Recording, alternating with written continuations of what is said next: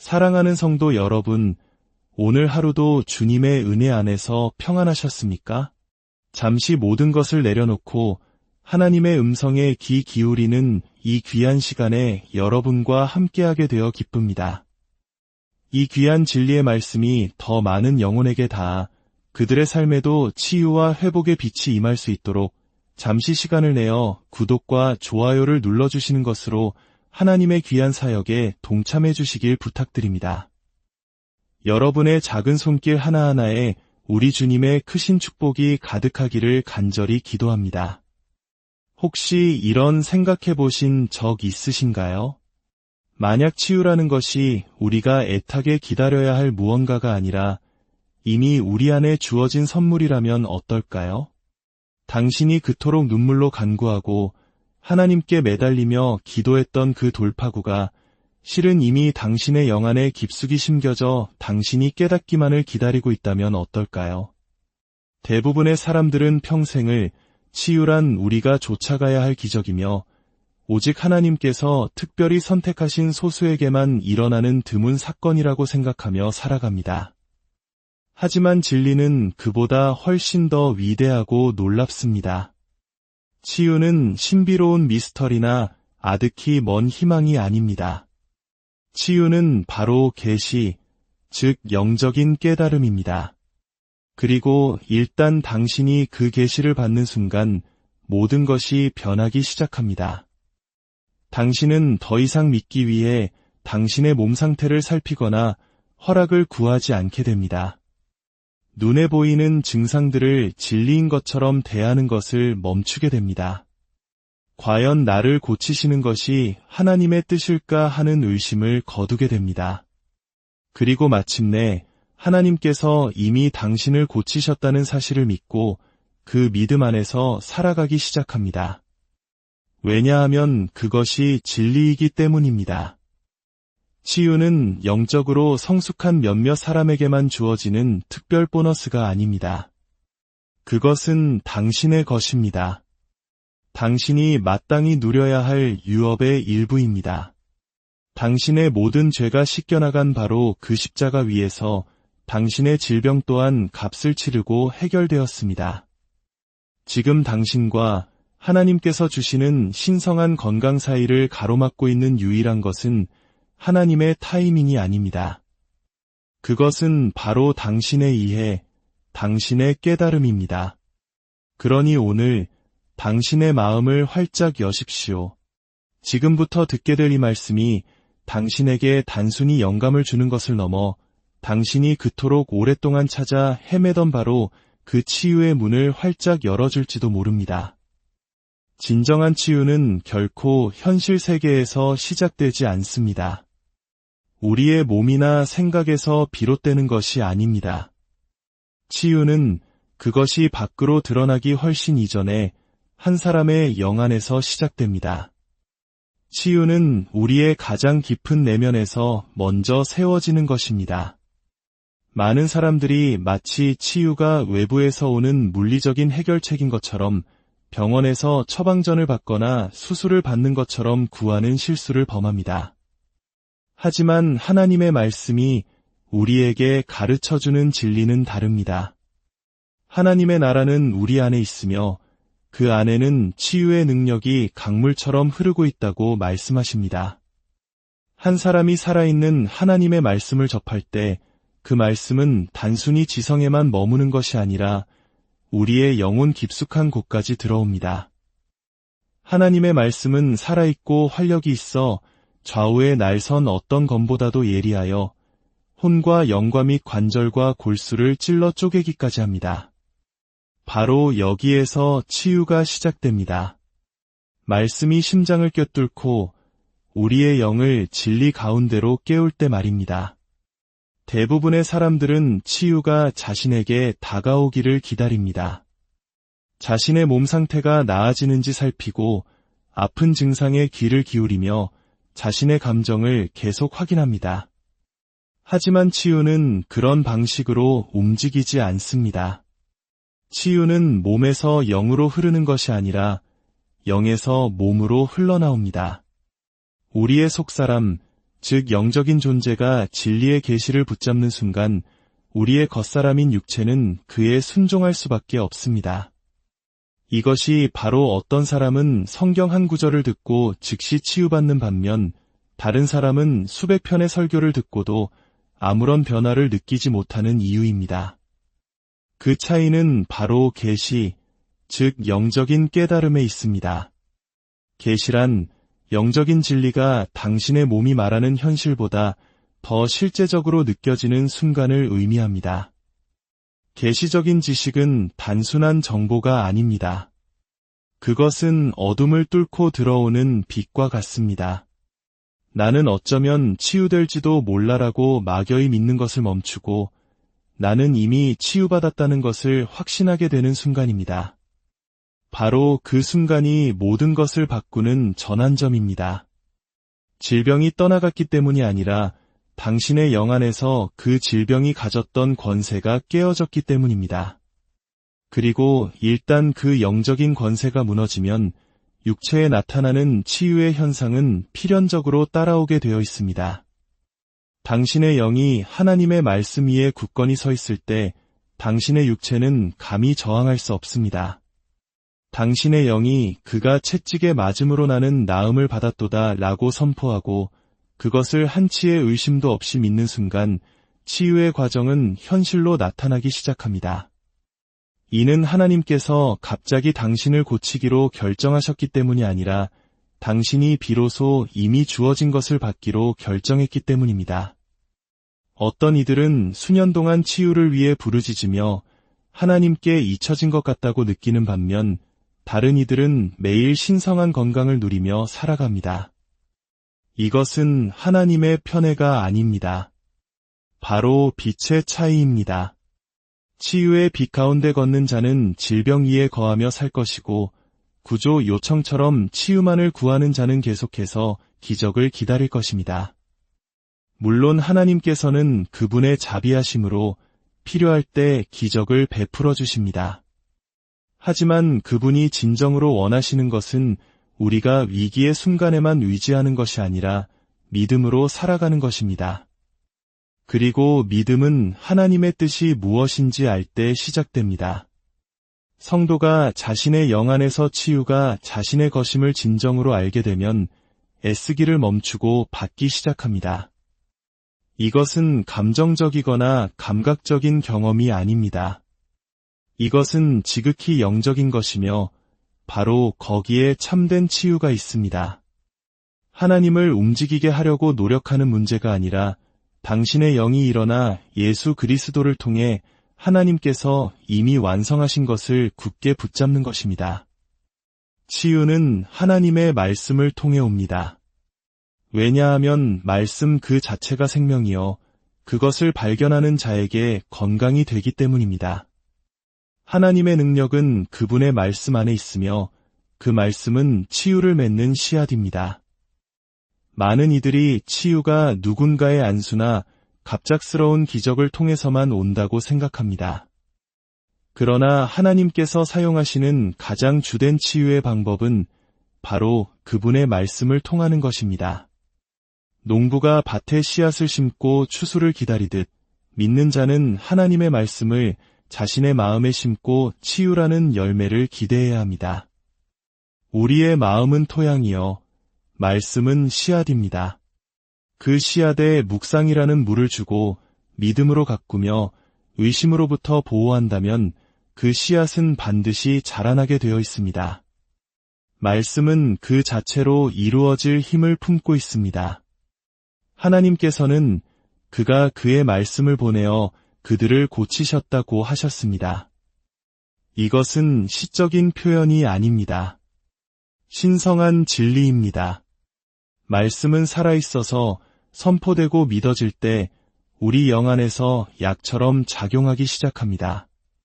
말씀은 당신에게 정보를 주는 것을 넘어 당신을 변화시킵니다.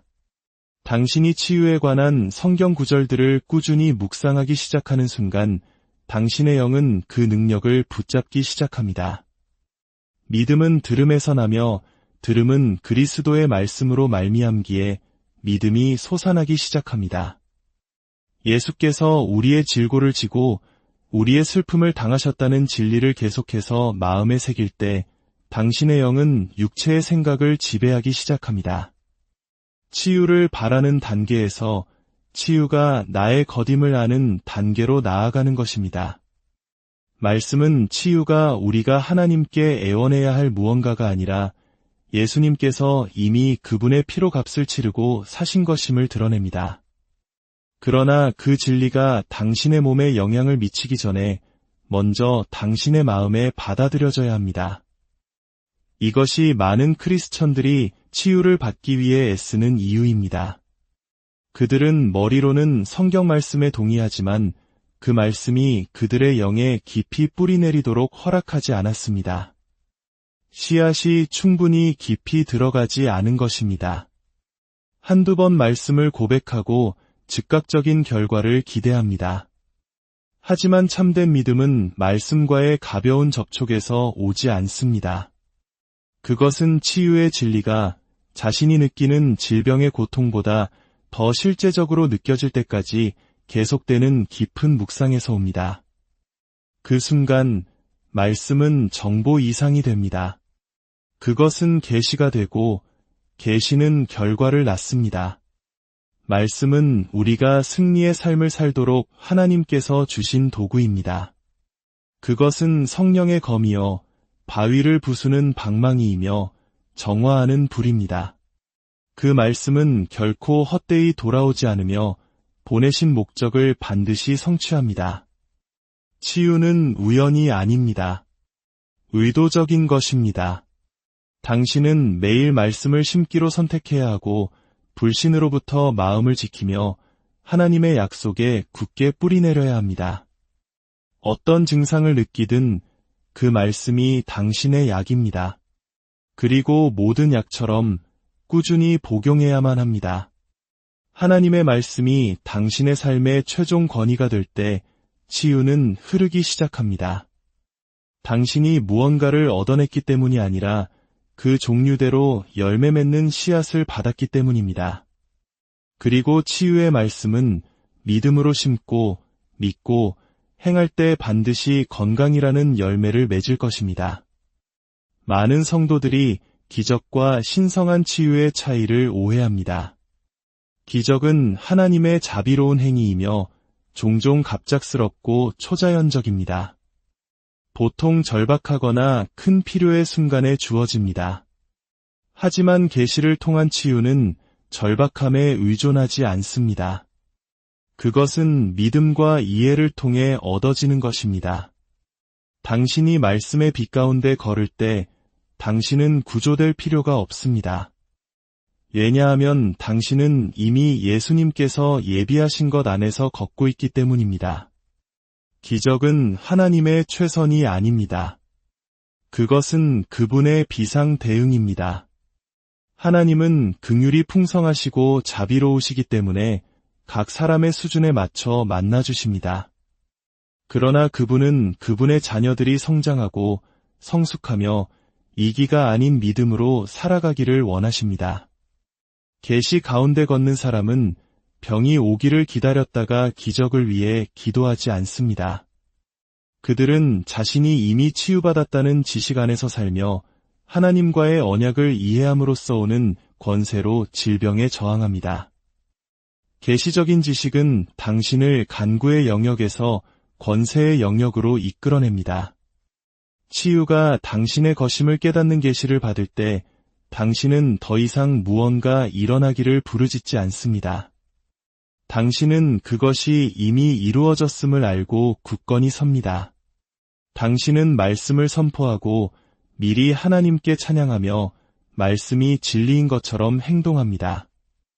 왜냐하면 당신의 영 안에서 그것은 이미 확정되었기 때문입니다. 기적은 종종 영적으로 무지하여 그리스도 안에서 자신의 권리를 아직 알지 못하는 이들에게 필요합니다. 그러나 계시 가운데 걷는 이들은 초자연적인 힘이 현실에 개입할 필요가 없습니다. 왜냐하면 그들은 이미 초자연적인 삶을 일상으로 살아가고 있기 때문입니다. 진리가 무지를 대체했기 때문에 치유는 그들에게 자연스러운 것이 됩니다. 치유가 이미 완성된 사역임을 알 때 당신은 그것을 기다리지 않습니다. 당신은 그 안에서 걷습니다. 사탄은 신자가 항상 구조가 필요하고 외부 사건에 의존하는 위기 상태에 머물러 있기를 원합니다. 그러나 하나님은 그분의 자녀들이 주 안에서와 그 힘의 능력으로 강건해지기를 원하십니다. 공격받을 때만 믿음의 방패를 드는 것이 아니라 매일 사용하는 것입니다. 계시를 가진 사람은 하나님의 말씀을 비상대책이 아닌 삶의 기초로 삼습니다. 그래서 증상이 나타날 때 방황하지 않습니다. 그들은 말씀을 선포하고 하나님께서 말씀하신 것을 선언합니다. 그들은 기적을 찾지 않습니다. 그들은 언약 위에 섭니다. 이런 삶의 방식이 비상시에만 발휘하는 믿음보다 하나님을 더 영화롭게 합니다. 그것은 신뢰와 성숙, 그리고 진정한 관계를 보여줍니다. 하나님께서는 당신이 충분히 절박해질 때까지 치유를 보류하고 계시지 않습니다. 그분은 이미 그리스도 안에서 모든 것을 예비하셨습니다. 그분은 당신이 그것을 믿고 받고 그 안에서 걷기를 원하십니다.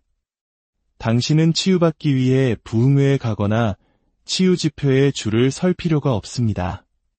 당신은 지금 있는 그 자리에서 치유를 받을 수 있습니다. 진리가 너희를 자유롭게 하리라 하신 말씀처럼 당신이 진리를 알 때 자유케 됩니다. 그리고 치유의 진리가 당신의 영 안에서 살아 움직이는 순간 당신은 더 이상 기적으로 사는 것이 아니라 계시로 살게 됩니다. 그것이 더 높은 차원의 삶입니다. 치유는 구원과 별개의 선물이 아닙니다. 그것은 우리에게 구원을 가져다 준 바로 그 구속 사역의 일부입니다. 예수님께서 십자가로 가셨을 때 그분은 단지 죄만을 짊어지신 것이 아닙니다. 그분은 우리의 질병과 고통, 그리고 타락으로 인해 온 모든 저주 또한 짊어지셨습니다. 그분의 등에 새겨진 채찍 자국은 장식이 아니었습니다. 그것은 바로 당신의 치유를 위한 대가였습니다. 당신이 유롭게 되기 위해 예수님께서 당신의 죄를 짊어지셨음을 믿는 것과 똑같이 당신이 온전케 되기 위해 그분이 당신의 질병을 짊어지셨음 또한 믿어야 합니다.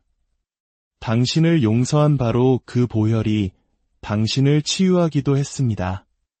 많은 크리스천들이 믿음으로 구원받는 것은 쉽게 받아들이면서도 같은 방식으로 치유를 받아들이는 데는 어려움을 겪습니다. 그러나 구원과 치유는 둘 다 같은 시간에 같은 희생을 통해 확보되었습니다. 이사야 신세장은 분명히 말합니다. 그가 찔림은 우리의 허물 때문이요 그가 상함은 우리의 죄악 때문이라 그가 징계를 받음으로 우리는 평화를 누리고 그가 채찍에 맞음으로 우리는 나음을 받았도다. 이것은 상징적이거나 부분적인 것이 아닙니다. 완전하고 실제적인 것입니다. 예수님께서 다 이루었다고 선포하셨을 때 그분은 단지 죄의 형벌만을 언급하신 것이 아니었습니다. 그분은 인간의 구속, 즉 영과 혼과 몸의 완전한 구원을 위해 필요한 모든 것이 완전히 성취되었음을 의미하셨습니다. 치유는 하나님께서 가끔 나눠주시는 특별한 선물이 아닙니다. 그것은 이미 그리스도의 완성된 사역 안에 포함되어 있습니다. 당신이 육체적으로 아무것도 보지 않고도 구원받았음을 믿을 수 있다면 같은 방식으로 당신이 치유받았음도 믿을 수 있습니다. 구원과 치유는 은혜로 인하여 믿음으로 말미암아라는 동일한 원리로 작동합니다. 만약 치유가 구속의 일부라면 그것은 드문 기적이나 특별한 은총이 아니라 모든 신자의 권리입니다. 하나님께서는 우리의 행위나 자격에 따라 누구를 고칠지 결정하고 계시지 않습니다. 그분은 이미 갈보리에서 치유가 그분의 자녀들의 것임을 결정하셨습니다. 그것은 용서와 마찬가지로 언약의 일부입니다. 한 사람이 치유를 구속의 일부로 보게 되는 순간 질문은 하나님께서 나를 고쳐주실까? 에서 나는 예수님께서 이미 이루신 것을 믿을 준비가 되었는가? 로 바뀝니다. 이것이 바로 계시의 힘입니다. 그것은 당신의 사고방식을 하나님으로부터 무언가를 얻으려는 노력에서 이미 주어진 것을 받는 것으로 전환시킵니다. 치유가 구속의 일부임을 믿을 때 당신은 하나님의 뜻을 의심하지 않습니다. 당신은 그분의 뜻에 동의하고 그 위에 서서 그것에 대해 감사하게 됩니다. 신자가 치유가 이미 그리스도를 통해 자신의 것이라는 계시를 받을 때 그들의 정체성 깊은 곳에서 변화가 일어납니다. 그들은 더 이상 자신을 치유받기 위해 애쓰는 아픈 사람으로 보지 않습니다. 대신 그들은 질병에 저항하는 치유받은 사람으로서 살고 말하기 시작합니다. 이러한 관점의 변화는 심리적인 최면이나 긍정적인 생각이 아닙니다. 이것은 하나님께서 그분의 말씀에서 이미 선포하신 것과 영적으로 일치하는 것입니다. 정체성은 기대를 형성합니다. 당신이 자신을 죄인으로 여긴다면 죄가 당신을 지배할 것을 예상하게 될 것입니다. 당신이 자신을 약하다고 여긴다면 실패를 예상하게 될 것입니다. 그리고 만약 당신이 자신을 아픈 사람으로 본다면 비록 치유를 고백하고 있을지라도 여전히 증상이 이길 것이라고 예상하게 될 것입니다. 그러나 치유가 당신이 좇아야 할 무언가가 아니라 당신이 이미 소유한 것임을 깨닫는 순간 전쟁은 몸에서 이기기 훨씬 전에 영 안에서 이미 승리한 것입니다. 원수는 우리의 정체성을 혼란스럽게 만드는 영역에서 가장 활발하게 활동합니다. 만약 원수가 당신이 여전히 희생자이며 여전히 저주 아래 있고 여전히 질병의 소나기에 있다고 당신을 설득할 수 있다면 그는 당신을 계속 묶어둘 합법적인 권리를 갖게 됩니다. 하지만 당신이 예수님의 채찍 맞으심으로 나음을 입었고 치유가 당신의 유업이라는 계시 위에 굳건히 선다면 원수는 그 힘을 잃게 됩니다. 왜냐하면 당신은 더 이상 승리를 위해 싸우는 것이 아니라 이미 얻은 승리의 자리에서 싸우기 때문입니다. 당신이 누구인지 알 때 당신은 다르게 말하고 다르게 기도하며 다르게 살아갑니다. 치유는 당신이 충분히 울었기 때문에 혹은 당신이 완벽하게 행동했기 때문에 오는 것이 아닙니다. 그것은 예수님께서 이미 확보하셨고 당신에게 그 안에서 걸을 권세를 주셨기 때문에 오는 것입니다. 당신의 역할은 치유가 일어나게 만드는 것이 아닙니다. 당신의 역할은 이미 주어진 것과 당신 자신을 일치시키는 것입니다. 계시는 당신을 바로 그 자리로 이끌어줍니다. 그것은 당신을 간구하는 기도에서 들어 올려 믿음의 선포로 이끕니다.